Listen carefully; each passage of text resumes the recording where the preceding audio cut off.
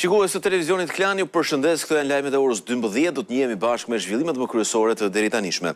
Presidentja e Kosovës Vjosa Osmani deklaroi sot shpërndarjen e kuvendit pas dështimit një ditë më parë të zgjedhjes së presidentit të ri të vendit. Ajo tha se afati kushtetues u ezaurua dhe akuzoi për papërgjegjshmëri dhe qëllime të rrezikshme.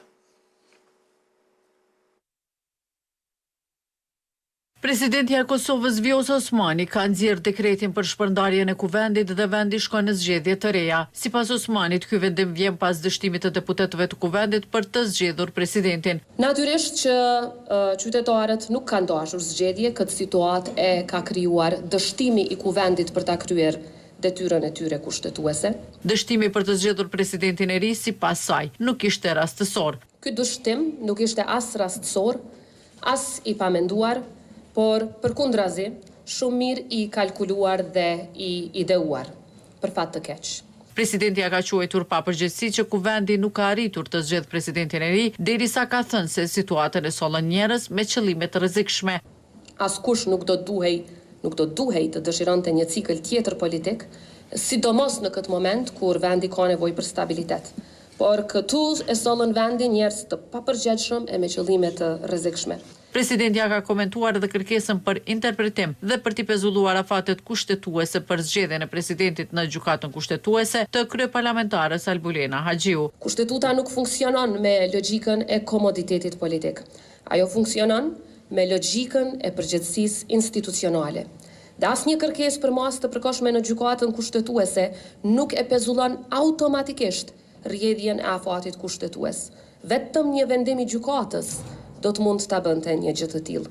Ajo ka thënë se sot do t'i ftojë në takim liderët politik për të shpallur datën e zgjedhjeve. Në mungesë quorumit, e njëjtën mbrëma ka dështuar përpjekja për zgjedhjen e presidentit, ku kandidat për president ishin Glau Konjufca dhe Fatmire Mullhaxha Kolçaku, të dy të propozuar nga partia në pushtet lëvizja Vetvendosje.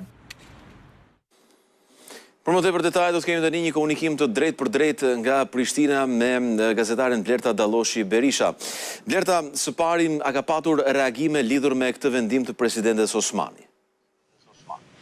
Po, Lidhja Demokratike e Kosovës e ka përshëndetur vendimin e presidentes Vjosa Osmani lidhur me do të dekretin që ka shpallur për shpërndarjen e kuvendit të Kosovës, derisa kreu i kësaj partie Lumira Abdigjiku ka konfirmuar se në orën 13 do të marrë pjesë në takimin konsultativ të ftuar nga presidentja Vjosa Osmani lidhur me caktimin e datës së zgjedhjeve, derisa nga lëvizja Vetvendosje kanë paralajmëruar një konferencë për media në orën 12:30.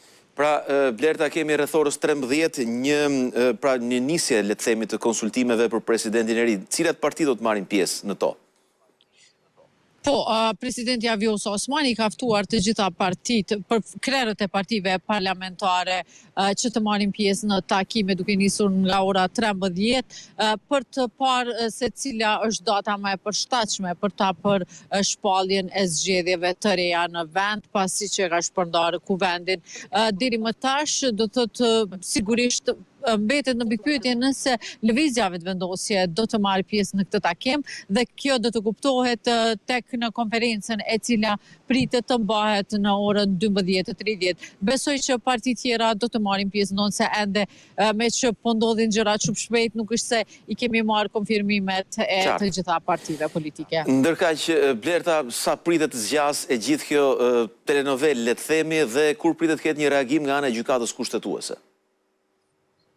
Mbetet të shihet me që lëvizja Vetvendosje apo kryetarja e Parlamentit të Kosovës Albulena Haxhiu qysh dje e ka dërguar, do thotë ka paralajmëruar se e ka dërguar, po sigurisht që sot me që duhet ditur që gjykata kushtetuese në orën 8 mëngjesit hapet, i ka dërguar në gjykatë për interpretim, gjithashtu edhe kanë kërkuar pezullim që të mos veprojnë këtë rast edhe presidentja për të shpërndarë kuvendin dhe për të shpallur zgjedhjet e jashtëzakonshme.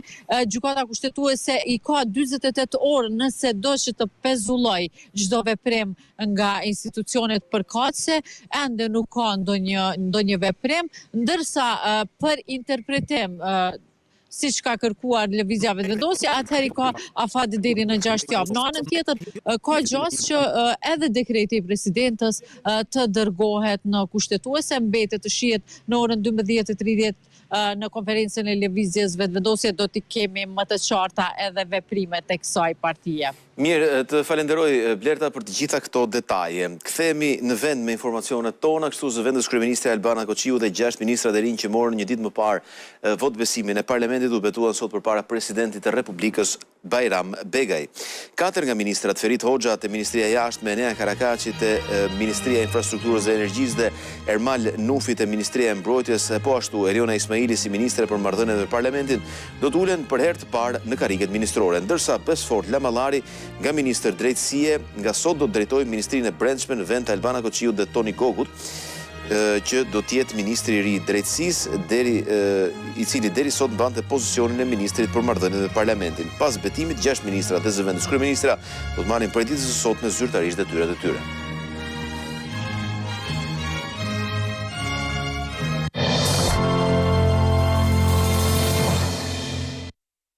Kryeministri Edi Rama dënoi sulmin e djeshëm ndaj Iranit, sulmin e Iranit në fakt ndaj Azerbajxhanit. Ai thotë se ka ardhur koha që të gjitha vendet të bëhen bashkë për të izoluar regjimin e Teheranit dhe ta shpallin Iranin një shtet terrorist.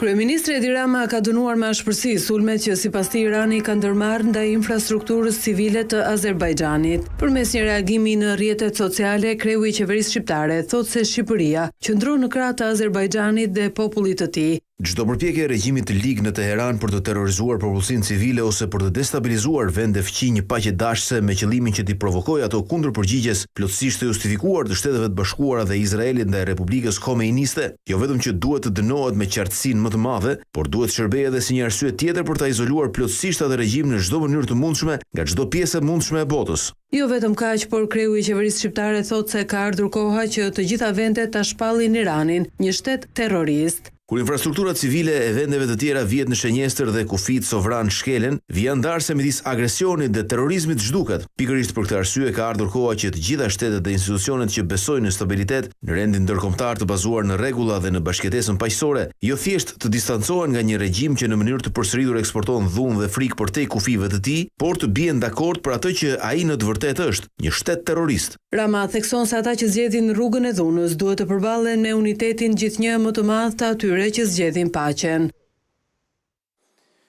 Një sondazh i kryer në Itali ka nxjerrë kryeministrin spanjoll Pedro Sánchez si politikanin e huaj më të besuar tek qytetarët, i ndjekur me diferencë të thellë nga kancelari gjerman Friedrich Merz. Mes vendeve të para është edhe kryeministri shqiptar Edi Rama. Qëndrimi i qeverisë spanjolle ndaj Shteteve të Bashkuara, politikat e saj progresive mbi punën dhe imigracionin, refuzimi i saj për të rritur shpenzimet ushtarake, pavarësisht kërcënimeve të Trump dhe përplasja me Shtetet e Bashkuara pas luftës ndaj Iranit, duket se e kanë bërë kryeministrin spanjoll Pedro Sánchez më të pëlqyerin mes italianëve. Një sondazh për politikanët e huaj të kryer nga Utrend dhe të publikuar në revistën L'Espresso e kanë bërë politikanin e majt spanjoll më popullor në vendin fqinj me 51% të votave. Pas timi një diferencë të thellë vjen kancelari gjerman Friedrich Merz me 35%. Vendi i 3 dhe vendi i 4 ndahet mes presidentes Komisionit Evropian Ursula von der Leyen dhe presidentit francez Emmanuel Macron me 34% të pëlqyeshmërisë. Vendi i 5 dhe i 6 është sërish një barazim mes presidentit Ukrainas Volodymyr Zelensky dhe kryeministrit shqiptar Edi Rama me nga 29% të votave. Pas tyre italianët lënë lider mjaft fuqishëm botëror si kryeministri i Indis Narendra Modi. I 11-ti në listë është presidenti amerikan Donald Trump, ndërsa renditjen për pëlqyeshmërinë e mbyllin Xi Jinping i Kinës, kreu i Kremlinit Vladimir Putin dhe i fundit Recep Tayyip Erdogan i Turqisë. Sondazhi ka bërë edhe një matje se cilët janë politikanët e huaj më të njohur në Itali, që paraqet një renditje ndryshe nga besueshmëria. Në krye qëndrojnë Putin dhe Trump, ata pasohen nga Macron dhe Zelensky. Kryeministri shqiptar Edi Rama njihet nga 32% e italianëve, duke lënë pas kryeministrat e Polonisë, Indisë, Greqisë dhe Suedisë.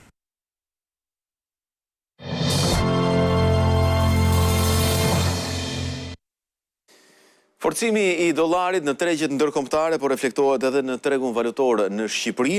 Sipas ekspertëve, shkak është bërë zhvendosja e investimeve nga ari drejt titujve financiar në dollar.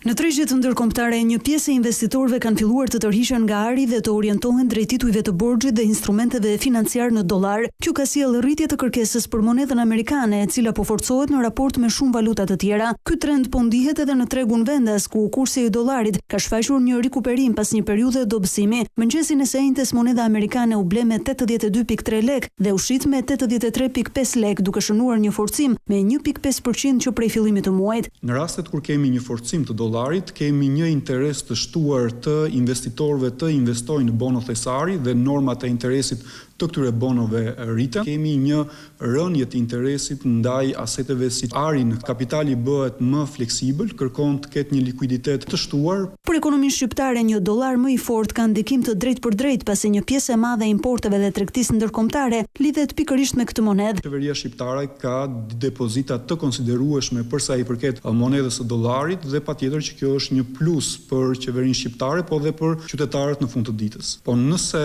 ne do vazhdojmë me një përshkallëzim të përplasjes mes SBA-s, Izraelit dhe Iranit, patjetër që do kemi një val të re të inflacionit. Ndryshe nga dollari amerikan që po shfaq tendencë rritëse, moneda europiane vijon të humbas pik ditë pas dite, duke qëndruar në nivele minimale historike. Këtë të njëjtë ajo u këmbye me 95.7 lek, duke u zhvlerësuar me të paktën 0.8% që prej fillimit të muajit.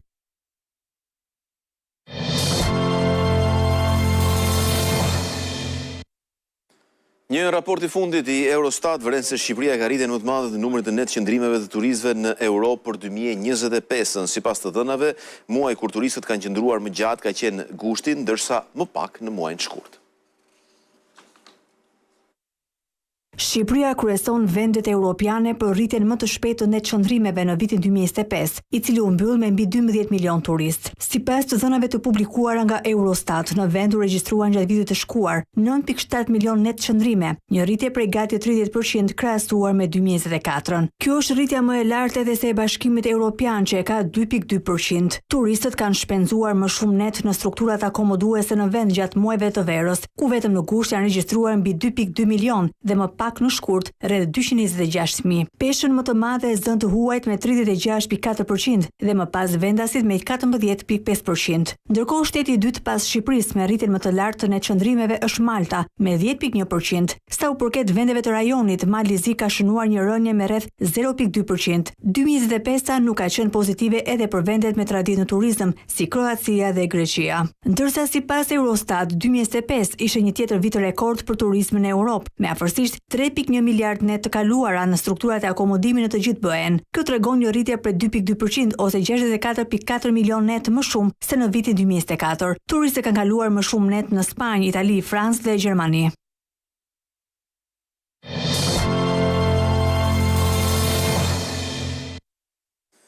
Donald Trump ka pritur në shtëpinë e bardhë Inter Miami që fitoi kampionatin amerikan të futbollit. Ai nuk i ka kursyer batutat me Lionel Messi, ndërsa garantoi se botrori i këtij viti do të jetë spektakolar. Presidenti amerikan Donald Trump ka pritur në shtëpinë e bardhë kampionët e MLS Inter Miami. Kreu i shtëpisë së bardhë nuk i kurseu batutat në fillimin e fjalimit, duke i cituar argjentinasit Lionel Messi, rivalin e tij më të madh, Cristiano Ronaldo. My son said, "Dad, you know who's going to be there today?" Më tha i mbir, e di kush do të vi sot? Jo, i thash sepse kam shumë gjëra të tjera në kokë. Do të vi Messi. Ai është tifozit shmendur i juaj, por edhe i Cristiano Ronaldos. Jeni futbollistë të mëdhenj dhe atlet të jashtëzakonshëm. Trump vlerësoi maksimalisht brazilianin Pelé, por tha se Leo është më i mirë. Pelé was pretty good. Who's better? Him or Pelé? Messi. Unë mendoj se Messi është më i miri, edhe Pelé ishte lojtar i madh, por ju jeni tjetër nivel. Nuk i kurseu batutat as në takimin me dy lojtarët e rëndësishëm, Suarez dhe De Paul. Where the hell is Rodrigo?